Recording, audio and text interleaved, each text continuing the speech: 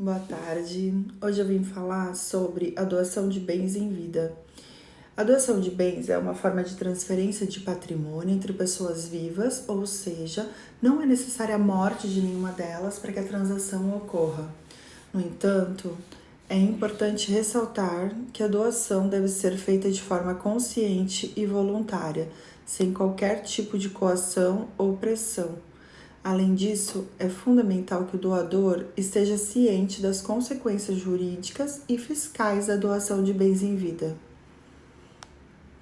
Em termos jurídicos, a doação de bens em vida ela é regida pelo Código Civil, que estabelece que a doação, então, ela é um contrato pelo qual uma pessoa, por liberalidade, transfere do seu patrimônio bens ou vantagens para o patrimônio de outra pessoa.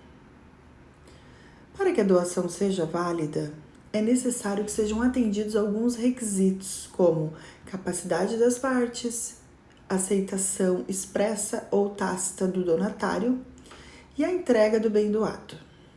Além disso, a doação ela deve ser registrada em cartório para então ter eficácia em relação a terceiros. É importante destacar que a doação de bens em vida, ela pode ter implicações fiscais. No Brasil, existem dois impostos, né? O ITCD e o Imposto de Renda. Ambos incidem sobre a doação. O ITCMD, ele é um imposto estadual, que incide sobre a transferência de bens por doação ou por herança. A alíquota, ela varia de estado para estado, mas geralmente é 8% do valor, pode chegar até 8%, né? Porque ela é progressiva. Já o imposto de renda, ele incide sobre o ganho de capital na doação de bens. Ou seja, se o bem doado tiver um valor superior ao custo de aquisição, é necessário pagar um imposto sobre a diferença.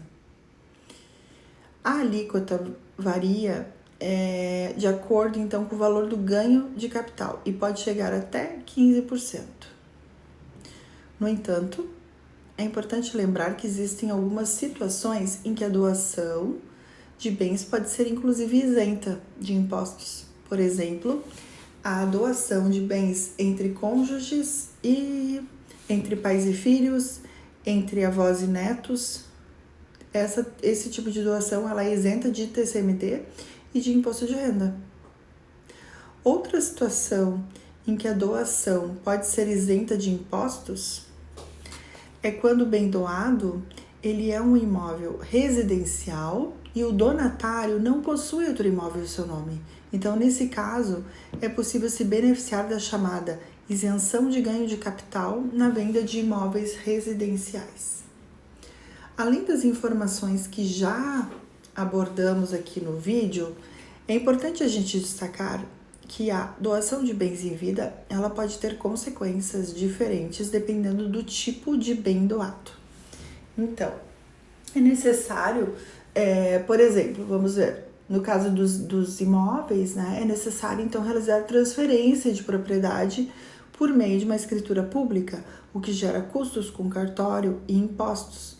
Já no caso de bens móveis, como veículos e objetos de valor, a transferência ela pode ser feita por meio de um documento particular, o que é mais simples e também econômico. Outro ponto a ser considerado é o chamado direito de representação.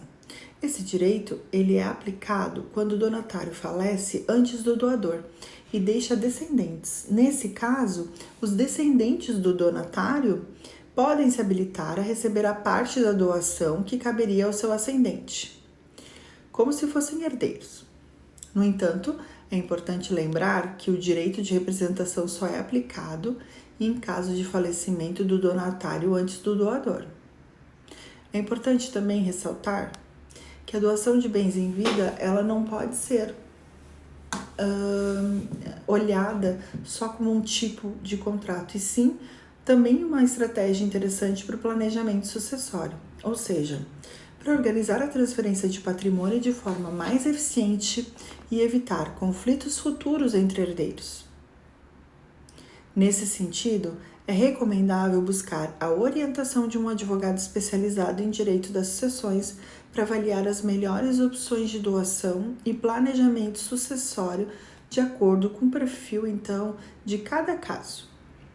Em resumo, a doação de bens em vida, ela pode ser uma forma interessante de transferência, então, de patrimônio entre pessoas vivas. No entanto, é importante que a doação seja feita de forma consciente e voluntária, sem qualquer tipo de coação ou pressão. E, além disso, é fundamental estar ciente das implicações jurídicas e fiscais na dação de bens em vida, para evitar problemas futuros. É isso, e uma boa tarde a todos.